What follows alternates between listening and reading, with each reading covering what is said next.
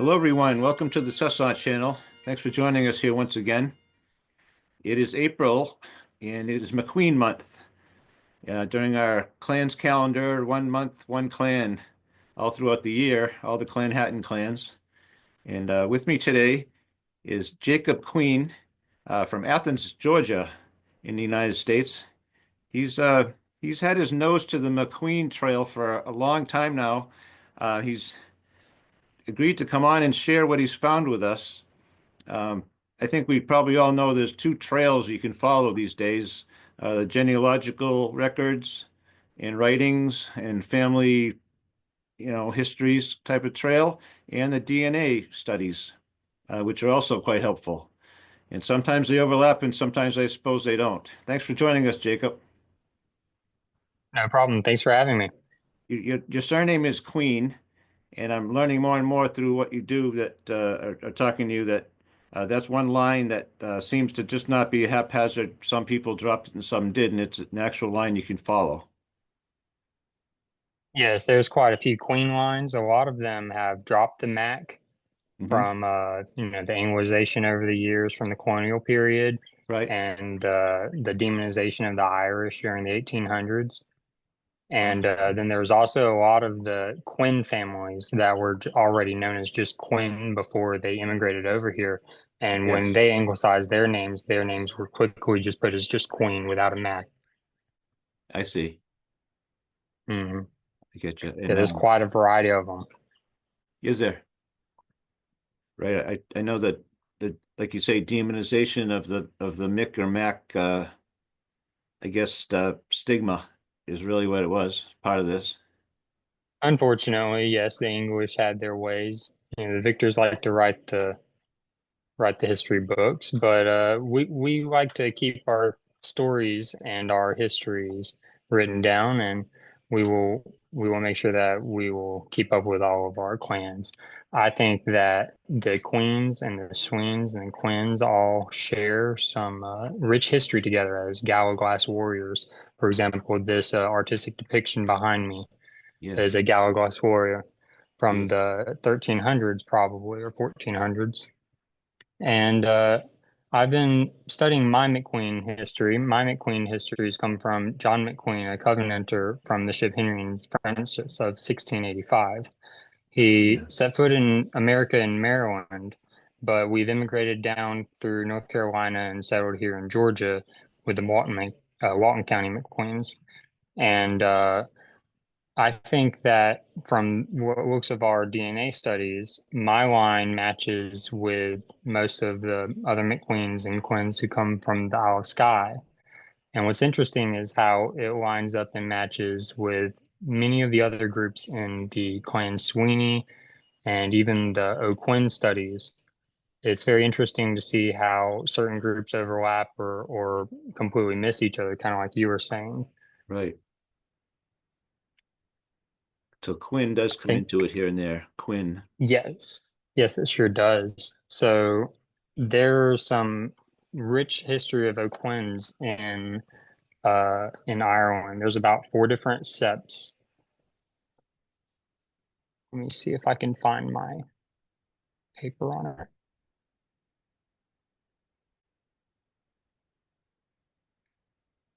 O'Quinn is one of the most numerous Irish surnames and among the 20 most common.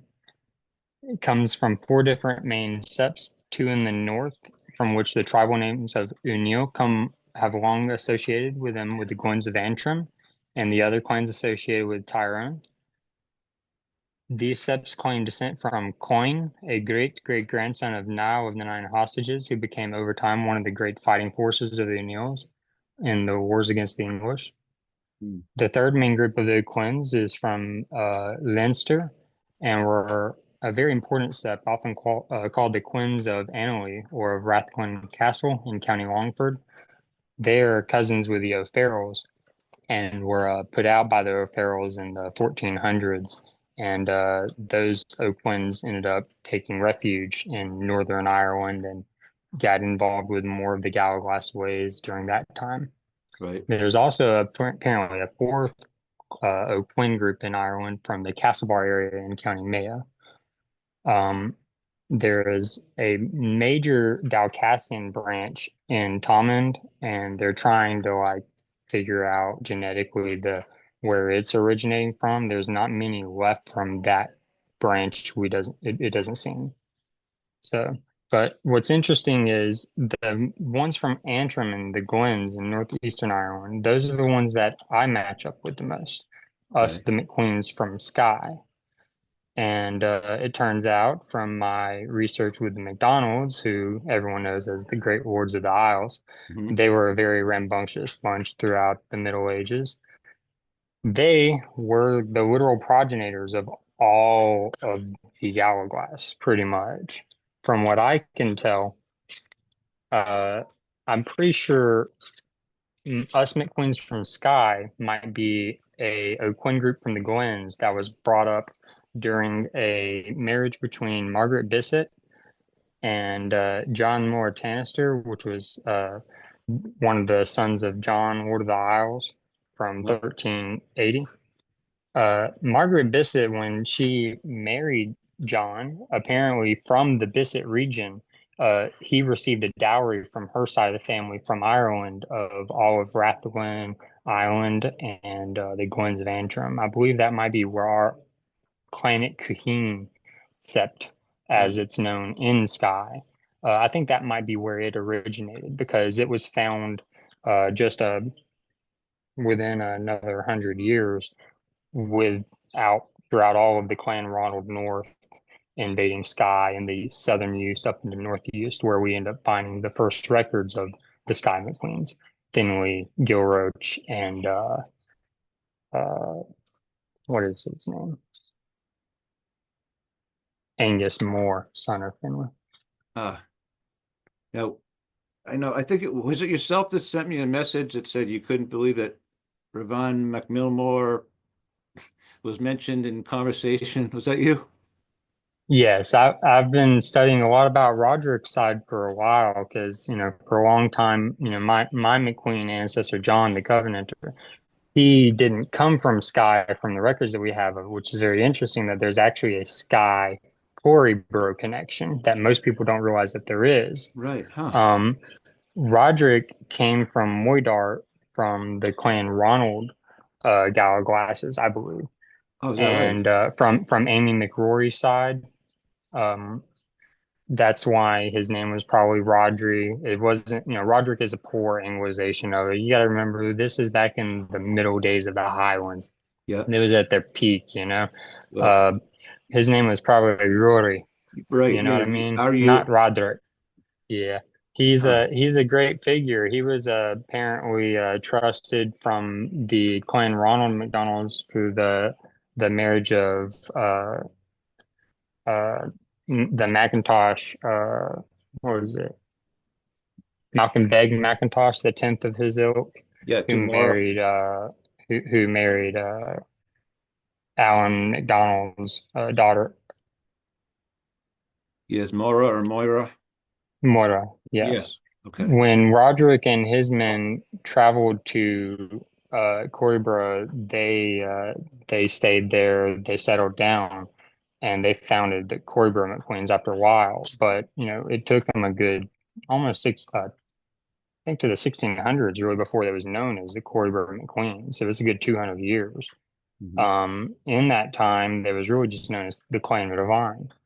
And what is Ravine anyway? A lot of people would think, again, if you just search those exact letters, it's going to come up almost like French, like Revenantism, but it's not. Again, it's got to be some kind of Anglicization of a Gallic word. Hmm. I've been studying the etymology behind it, and most likely it's Riven. It's the Gallic word driven, which normally is a word used for maidens and ladies of prominent stature. And back in the day, people would be known as a nickname for a common thing they've done that they were known for. Him and his people being great bodyguards, having commanded and led this lady over all of these miles from Moidart all the way to Inverness, where they settled over Okay. north of Coimbra. That would have been a big deal. And to these newcomers, uh, to the people that live there, these newcomers, they would have had to remember them by something that they've done in the past, Okay. such as this Revan. He was the bodyguard of the lady, Revan Du might have been his nickname. Right. Yeah, I'm sure in many cases, even maybe not today, but even though you think your family's been in the region for as long as you can remember, and your grandfather, to some families, you're still newcomers, and oh, they're from away, they're from that, they're the ones that did that. They still remember that about you. Exactly. Exactly. It's the small things in life that we hope to keep up with everything, all the details. But what's Right. interesting is after about 150, 190 years, you have mentions of a couple of other McQueens through the Macintosh monuments and other records. You Mhm. have some McQueens whom I've heard y'all mention before with the video with Tim, talked about the one McQueen that was very, very infamous in the Inverness region. William McQueen, Yes. he was a dean of Ascent. He was what he was infamous for was he was trying to not just be a minister and controller of one area like he was supposed to be, a dean uh, of Ross.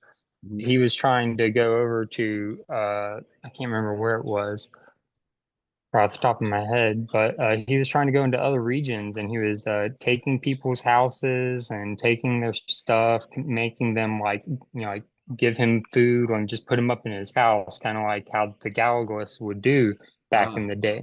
okay. If you study these Galloglass warriors, this is their fighting culture. This is their way. It's not going to show up. Yep.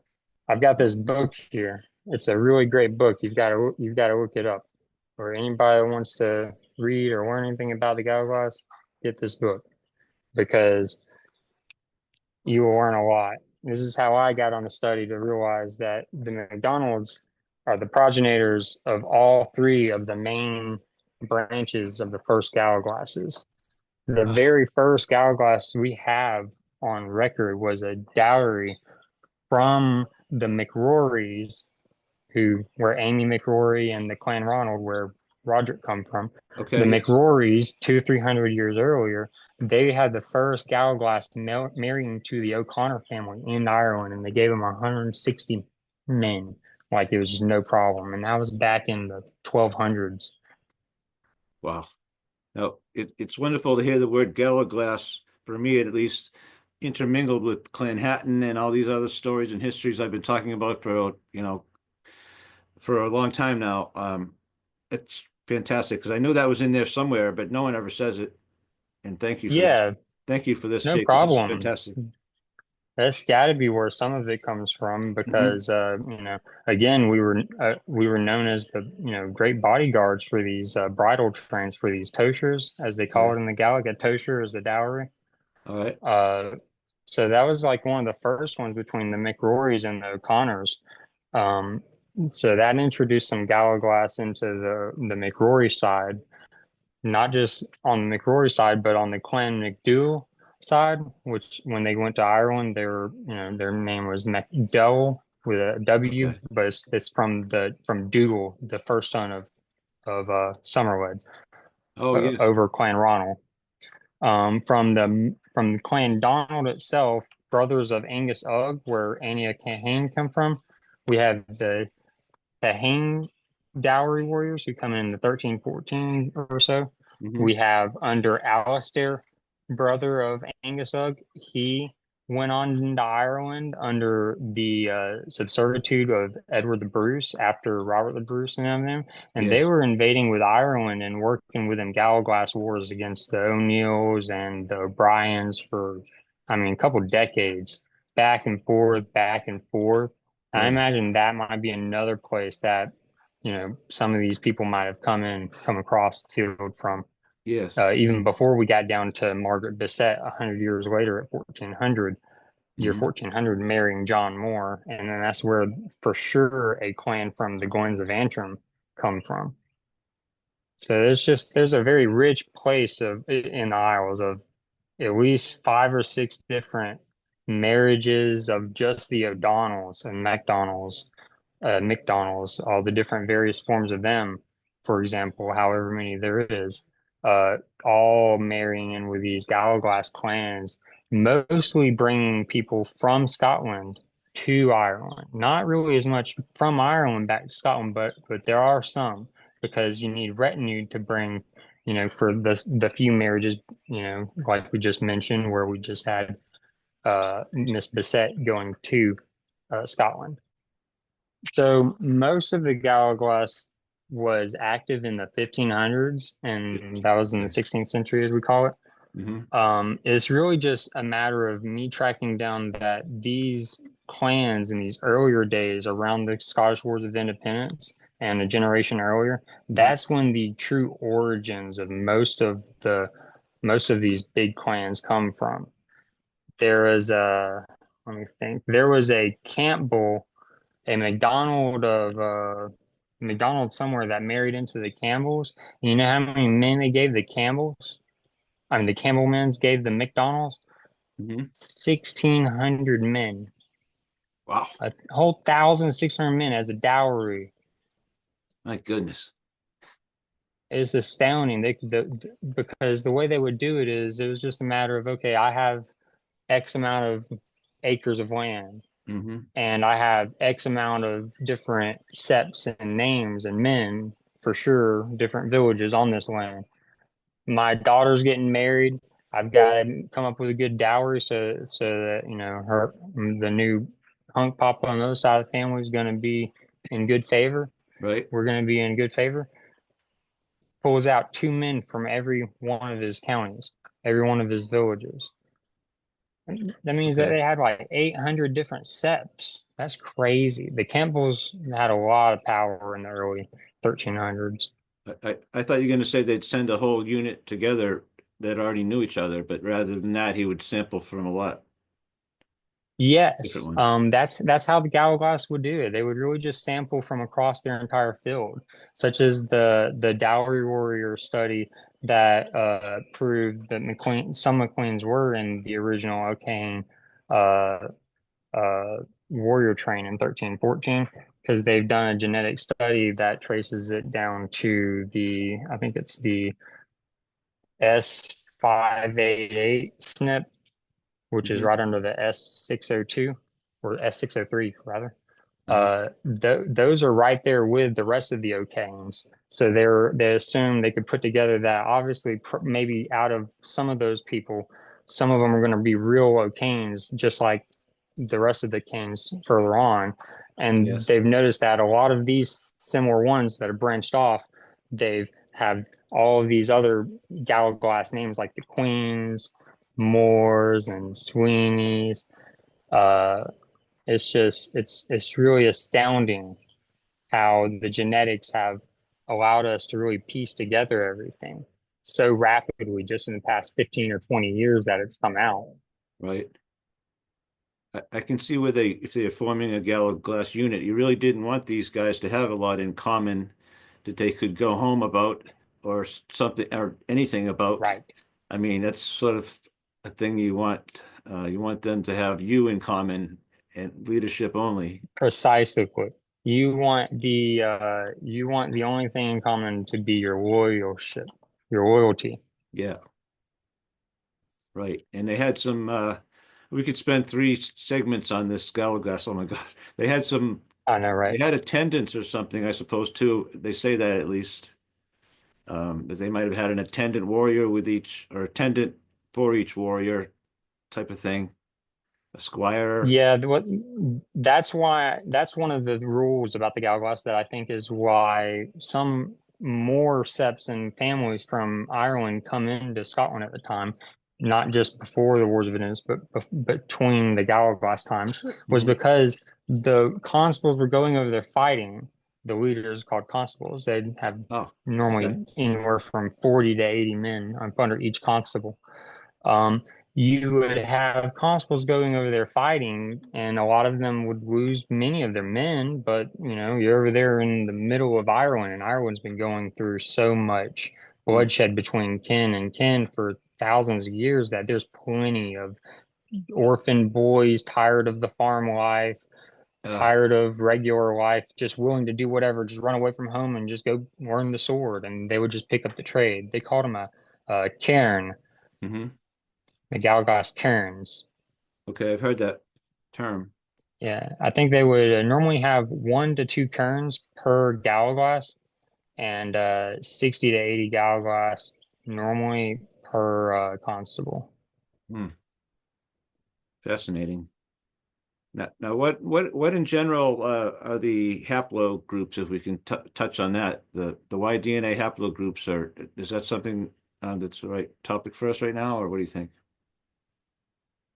Yes, so in the Galloglass project, which has been extremely fun for me to look at, I not only see a little bit of like Sweeney DNA, but just obviously, like we were just speaking of, kind of like just genetics all over, just Tier Owen genetics, people left over from the Ulaid that the Dalriada didn't get out, people from Connacht coming just from Munster, all over because of the period at the time. See, this is leading up right after Somerled and all of the Viking period. So we're at a period where there's a lot of west to east movement in Ireland because everyone's trying to group together over into the Isles and try to fight off this common foe in a sense. It's not like this great planned unification. At least that's what Brian Boru had in mind.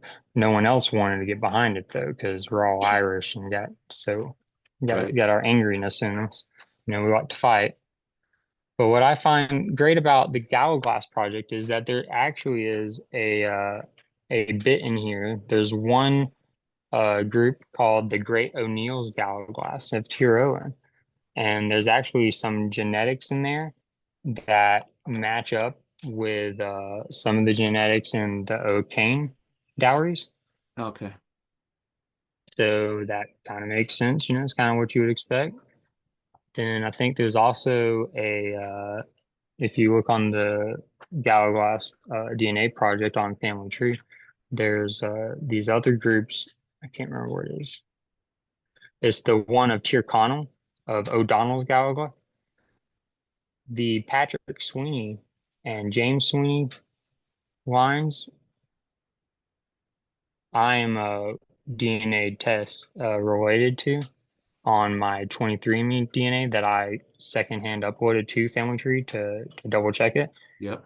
So I would assume our line that's from the Glens of Antrim is kind of like in with that one somehow, or Hmm. at least close to it, because it's like it's really close to it. It's not close to any of these other ones. I see. And then we have you also have McDonald's Red Shanks, which from what I've seen of the Red Shanks is you have career Gallagher who were like born into it of the true original Gallagher ways. Hmm. And then you have these people who like kind of took on the idea of Gallagher kind of like doing Viking raids because it had been going on for so long that it became a popular thing that people would just do for a season or two and maybe just quit. Uh-huh. And these people would sometimes these Gallagher was known as Red Shanks. Now, let me interject a question here if I can, Jacob. Uh, one of the questions I get a lot, and you might too, is that are McQueens Norse? Are they? People ask me that all the time, and it's one of the things I usually say likely to, that most likely. Um, so in general, are we finding them to be when they were on Sky now, and not that I want to say that's less diluted or less merged, I guess, would it be? Are they I1? Are they R1A? Are they what are we talking about? And or is there a generalization you can even draw about McQueen's? The vast generalization I could draw with the McQueen study, the McSweeney study, the O'Quinn and McQuinn's studies, Hmm. and even just the plain Queen study, because we have just a plain Queen, not McQueen. Oh, good. All of us mostly are R1B, Ah. M269. Now, there's a healthy variety of a couple other R1B groups, mostly south of L21, L21 being the finders of 10 over in like Cornwall, the first insular Celts, um, back during the early uh, corded ware culture period, about 4000 BC. Hmm. I mean, 4,000 years ago. We We see do that. have a sizable groups of eyes that are assumed to be the you know the main group from Corybra, and maybe it is from the Corybra line that we know of Hmm. that had Corybra from 1594 and on, from William and Donald McQueen. The problem is we have an unbroken line of 200 years between him and Roderick. So how sure can we be on all of that just because we have a DNA connection with one McIsaac, which is what the DNA study seems to be trying to imply? I think it's a lot more of a strong theory that looking at these other connections between the cousin kindreds that were literally doing the same cousin kindred group thing of the Gallagher way, Hmm. that there's a much richer answer and much more diverse answer to this question we have of where we came from. It's not just Norse and it's not just Gallic. Unfortunately, this is the time of the Norse scales. This is the time of the mixed races. There's Yes. probably, in the Gallic culture of Ireland, you didn't really operate off of just like who's your daddy. It was really just who's your grandfather, even your whole Durfin, I think is how they say it in Gaelic. Your whole Durfin, Hmm. your entire grandfather kindred group of cousins is like your one clan, and that's like your most initial, like immediate clan. And if your most immediate clan is like that large, you can see how quickly these different family groups, especially all these like troubling times of warring like it was, how these DNA signatures can quickly get grouped up together simply because they fought together like true brothers would have. Yep. Now, someone watching that knows a little bit about this, and I don't know a lot about it myself. I didn't mean to say that R1B can't be somewhat Nordic, and I1 is only Nordic, but that's some thinking nowadays that Yeah, that's I1 true. I1 is usually nowadays classically thought of as Norse, but or whatever term you want to use, um, Scandinavian. Maybe some people blur all those words together, but so I don't mean to say that R1B. You probably know this more than I Yeah. do. Can be from that north area as well. Yeah, there are some R1Bs from Norway.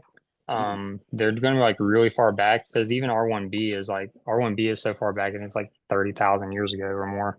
Yeah. It's just unreal.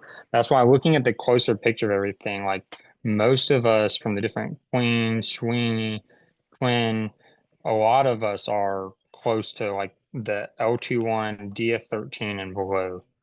The DF13 and below groups are really just astounding where they are situated when you look at the snip tracker, like the global tracker on the maps, and you look at where the snips are coming up at and found the most common at, and Yep. when you compare it to where ancient burials are like found at that also have those same snips, Oh, I've seen you're this. Yes, yes. finding a lot of congestion in the center of Ireland. I mean, like just north of Tara. Huh. So I don't know about you, but to me, it seems like the vast majority of all three of our lines were right there with the High Kings of Ireland, and we went with Dalriada over into Scotland. Right. And Whether we're Norse, Irish, it just depends on exactly which line you're on, you know? right, the MacGurks founded Dalriada, they're thinking in 503, and came over and that kind of a thing. The MacGurk brothers, I Yes, think, the three sons of yes, MacGurk. Um, yes. Fergus McGurk.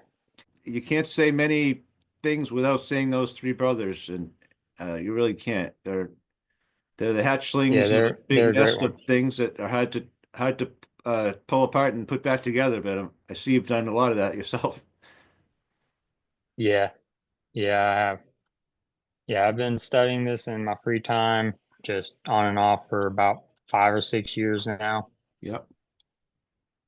What I find really interesting is another thing about our DNA and sky is a lot of people with my haplogroup down to BY182, Hmm. a lot of the nickels of the clan McNichol of sky of Scorybrick, Yes. they test as BY182. And if you look at their coat of arms, their armorial bearing, there are two yellow plated Galloglass warriors with bassinet helms, almost just like the figure behind me, both with Yes. a spear, and they're guarding the children of their coat of arms. And the McNichols are said to be one of the earliest groups that helped the McDonald's take Sky, and they've been intertwined with the McLeods of Lewis and Harris for forever. They have all kinds of stories between them and the McDonald's but it's basically through our Gallagher ways though that we helped them take the rest of Sky in 1539. What's really cool though is the connection between Sky to Coryboro. Like I was mentioning earlier though, my family apparently because the way the Sky McQueens they ended up after taking the rest of Trotternish Peninsula from the McLeods for the McDonald's, Mm. McDonald's gave them the lands of Rig to have and hold for a while. Ah. And that's where the main Sky McQueens come from this, and it's mainly a line of ministers. They had I think for 200 or 300 years, nothing but minister after minister, reverend after reverend, going through all the different forms of Christianity that the government was making Yeah. them jump through hoops to work through, Right. throughout all the years. They were trying to make it work.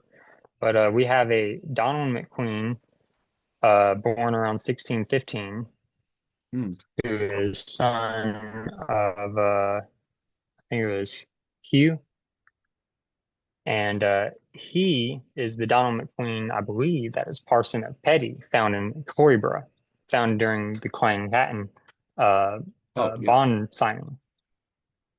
The one mentioned that was parson of Petty, because there was a Donald McQueen that was of Coryborough that was from there, and then there's Donald McQueen, a minister or a cleric who is there to officiate the legal document. Yeah. Yes. And this Donald McQueen supposedly had a John McQueen as a son who would line up to the right age and year period for my John McQueen that was the Covenanter that was brought to America. And he wasn't banished. He actually came willingly because some other McQueens he was with were being brought unwillingly. He supposedly, my ancestor John McQueen, I think to be the son of this cleric, Donald McQueen, John left a written note of testimony of his anger with the English government and the crown at the time of how they were doing things with religion, and so he just left willingly and abandoned Scotland and came to the colonies with the rest of them. And that was Argyll's rebellion, Argyll's uprising, Yes, correct? that's right. Okay. Hmm. Right. So it's Yes, there probably were down in Argyle that we were down. there were a lot of transportations, and he decided to go with. And very interesting, amazing, amazing work you've done, Jacob. I have to say that again and again. My gosh, we have to have you come back on at least twice. Oh my gosh. Okay, sure thing. That sounds great. Yeah, let's do this. Galloglass episode, whatever we want to call it. I mean, gosh. Um, yeah, Tim The Elgin is. origins of the Galloglass. What's that? The origins of the Galloglass. Indeed. What I haven't mentioned, I like to in our last minute or two here, is the Clan McQueen Society of America is starting up and already has. I'm going to be talking with Tim Elgin about that. He's in North Carolina. Jacob's in Georgia. I don't know if he's involved in this or not. To tell you the truth, I don't even know that. But our friend Tim is starting the Clan McQueen Society of America. So more to come on that. If you're a McQueen, please stay tuned and get with Tim. And let's get McQueen's name out there in the public where it belongs. Yeah, absolutely. Yeah, let's Along get with the rest of Clan Hatton. right. Let's get the banner up there. So, well, thank you so much, Jacob. We'll be in touch No then. It problem. sounds Thank you for like. having me, Ray. Oh yeah, thank you so much for all the work you've been doing. And so get back to No it and problem. It's for all of us. get ready for the next one. What's that? Oh, no problem. It's for all of us. Indeed. Yeah, don't keep it under a bushel. That's correct. So, all right. Well, thank you for joining us in during McQueen month in April. And please stay on the trail and touch not, my friend, and please subscribe. Touch not. That's not